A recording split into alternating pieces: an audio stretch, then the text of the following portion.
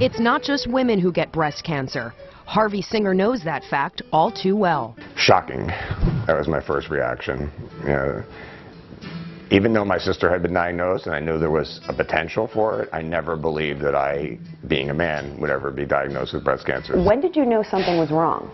I had noticed some symptoms that I ignored for about 2 to 3 months. It got worse one day when a old friend of mine, came up and gave me a big giant hug, and I got a shooting pain through my left breast. He also noticed an indentation in his nipple. But I thought that was because I was not in shape and I was just getting a little flabby, so it was folding over.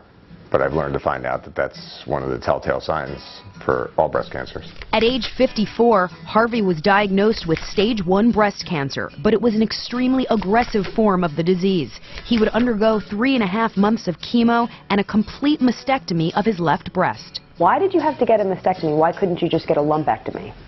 You cannot do a lumpectomy on a male.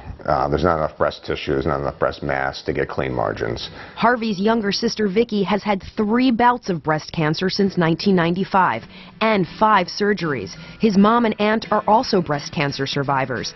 He and Vicky, along with their older brother, all tested positive for the breast cancer gene mutation known as BRCA2. Vicky, you were diagnosed before your brother.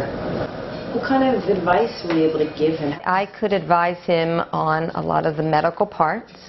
What I couldn't provide him with is what it was like to be a man with breast cancer.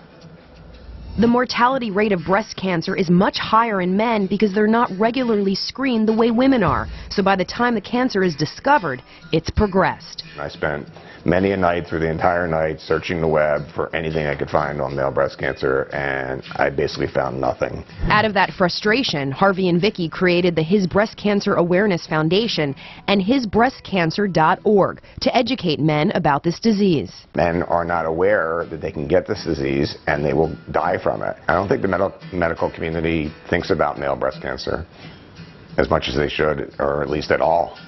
And that's kind of what we're hoping will change as we go forward. The reception to the website has been overwhelming. It's amazing the men that find us from all over the world. They need somebody to turn to, and there's nothing out there. His best advice to other men is to be aware. You're standing in front of the mirror every morning, shaving probably.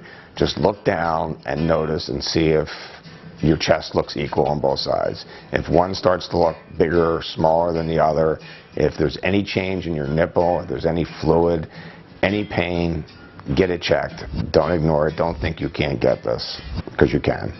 With Everyday Health, I'm Taryn Brill.